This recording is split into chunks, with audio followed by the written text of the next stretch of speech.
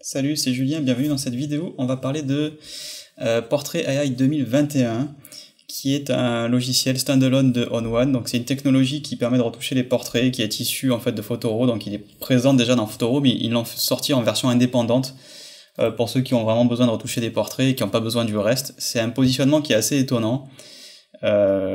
Il faut aussi que je vous dise que je vois pas ce que vient foutre l'intelligence artificielle là-dedans, parce que clairement il n'y a pas d'intelligence artificielle, hein. Il y a juste des fonctions d'analyse, de luminance, de saturation, comme tous les logiciels le font depuis 30 ans, mais il n'y a pas spécialement d'intelligence artificielle, il n'y a pas de deep learning qui fait une analyse fine du contenu de la photo pour y adapter ses algorithmes, c'est pas le cas. Et je regrette qu'une fois de plus, on est comment dire, cédé aux sirènes du marketing, en particulier ON1 qui faisait quand même un peu gaffe avec ça. C'est pas Skylum avec Luminar qui balance de l'intelligence artificielle en veux-tu en voilà, et souvent à tort en plus.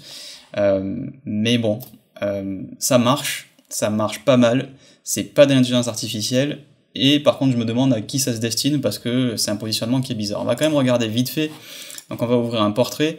Le premier truc que je peux vous dire, et on va mettre l'image au milieu, voilà, c'est que déjà il y a un truc qui me gonfle, j'ai un avis plutôt favorable hein, sur le logiciel, mais ne croyez pas que je suis aigri ou quoi, mais c'est juste que dès le début en fait il me fait une modification, vous le voyez, du coussin, parce que ça a été pris, si on va dans info là-haut, on voit que ça a été pris au 24-105 à 105 mm, donc forcément c'est un objectif qui tord un peu, enfin cette focale là en tout cas, et sauf que moi j'avais pas spécialement envie parce que je trouve que ça grossit un peu le visage sur cette photo là en particulier. Bon, c'est pas très grave, mais j'aurais juste aimé qu'on me donne l'option de l'enlever quoi. Donc en l'occurrence j'ai pas trouvé. C'est pas dans les préférences, c'est pas dans l'option de recadrage, des fois qu'il y a des options de transformation, c'est pas du tout dans le panneau sur la droite, c'est nulle part. Donc voilà, s'il y en a qui trouvent, faites-moi signe, mais moi j'ai pas trouvé, et je pense que ça le fait juste par défaut, il balance un profil de correction d'objectif, comme il le ferait dans ON1 Photoro, sauf que dans ON1 Photoro on peut revenir dessus, alors que là on peut pas. Bon, ce que ça fait, c'est qu'en gros ça fait un masque, ça devine un masque pour vous, donc en gros, si je clique sur affichage en ayant cliqué sur le masque, voilà ce qu'il a fait.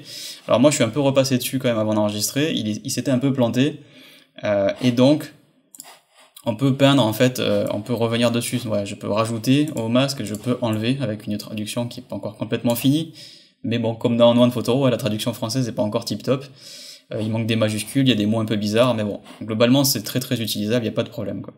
Donc si je suis content avec mon masque, ça veut dire que je vais pouvoir maintenant là-dessus faire des retouches sur la peau. La première glissière va définir avec quelle puissance la retouche se fait, vous voyez ici il n'y a rien, donc en gros il y a des éclats blancs, il y a des différences de saturation, il y a un peu évidemment de détails qui fait que on va pouvoir gommer tout ça en choisissant ensuite du flou de surface ou de la séparation de fréquence, et ensuite voilà, le lissage va pouvoir définir à quelle quantité on applique la séparation de fréquence.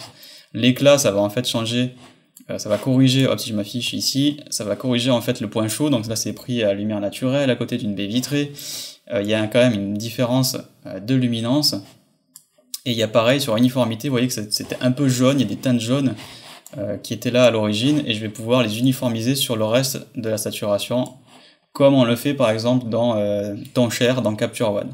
Donc ce truc là est plutôt bien foutu, et on peut le définir, vous voyez à quelle puissance on applique tout ça quoi. Donc le retouche, c'est vraiment toutes ces glissières prises en une seule, et c'est comme si on avait une opacité pour tout gérer d'un coup, et ensuite à la demande on peut éventuellement voilà, faire remonter un peu de texture en diminuant le lissage, peut-être ne pas complètement uniformiser les teintes de la peau, etc. Donc ça marche plutôt bien.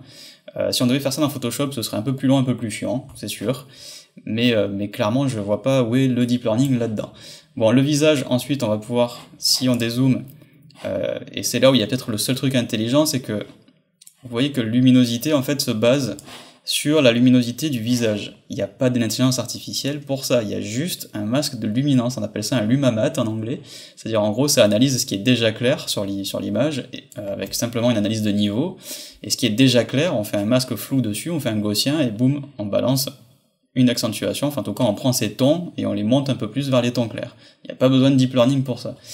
Le visage mince, on va pouvoir changer la géométrie, on a ça dans Fluidité, hein, dans Photoshop hein, pour faire ça, donc c'est plutôt bien vu, on peut changer les yeux, la taille, si jamais il se plante, on peut, et c'est le cas ici, on peut repositionner les coussins sur les yeux, comme on peut le faire d'ailleurs accessoirement en bas sur la bouche. Donc si jamais sur la bouche il s'est trompé, en l'occurrence ici ça a un peu trompé, on peut revenir dessus et ensuite définir la saturation des lèvres, la luminosité des lèvres et la teinte pour faire basculer vers du magenta ou vers du orange ou du vert. Il me semble qu'on ne fait pas basculer sur toute la roue chromatique, on bascule essentiellement autour du magenta et du orange, quoi. Voilà. Donc finalement j'ai pu retoucher mon portrait assez rapidement, assez facilement. Hop, on va mettre lissage un peu plus, voilà, et je peux faire un petit avant-après. Alors, il y a cet effet de coussin moi qui m'exaspère un peu, mais bon, j'ai retouché, j'ai fait une petite séparation de fréquence et une uniformisation qui était finalement assez rapide et assez bienvenue. Donc bon, ça marche bien, quoi. C'est pas de l'intelligence artificielle, mais ça marche bien.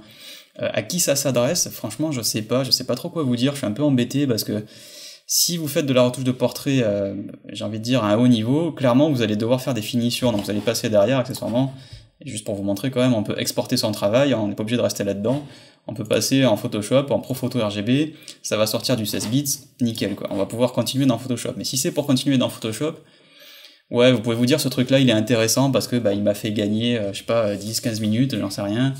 Est-ce que je n'ai pas à faire une séparation de fréquence à la main? Est-ce que je n'ai pas à faire une uniformisation? C'est vrai que dans Photoshop, l'uniformisation, là, le temps shared, il est très chiant à faire, il faut faire ça avec un plugin. Dans Capture One, c'est vrai que c'est cool de l'avoir dans Capture One, mais dans Photoshop, il faut s'embêter un peu. Donc il peut vous faire gagner du temps. Alors il y a un truc de traitement par l'eau que j'ai pas trop compris, parce que si vous retouchez des portraits, franchement, c'est un truc... vous allez vouloir aller faire des finitions à la main, je peux pas croire qu'on retouche 50 portraits et laisser le logiciel faire tout seul, quoi. Enfin, moi j'ai forcément avoir envie d'aller mettre les mains dedans pour voir ce qu'il a fait quand même, quoi. C'est pas typiquement le genre de truc que j'automatise la retouche de portrait quand même. Donc peut-être pour de la photo de produit ou de la mode où il y a des portraits, et du coup vous pouvez retoucher tous les portraits vite fait, voilà, si vous avez une galerie, un site de e-commerce, et il y a 200 shoots sur fond blanc, un truc un peu chiant à la Amazon où il faut retoucher les portraits tous d'un coup, faire un lissage à l'arrache. Et évidemment, si vous faites ça dans Photoshop, même avec un script, ça va prendre du temps. Alors que lui, il va tous vous les sortir d'un coup et ça va marcher, quoi. Ok, peut-être que pour ça, ça peut être intéressant. Mais pour ceux qui font du portrait, et encore plus du portrait fine art, clairement, vous n'allez pas utiliser ça, quoi. Enfin, c'est sûr.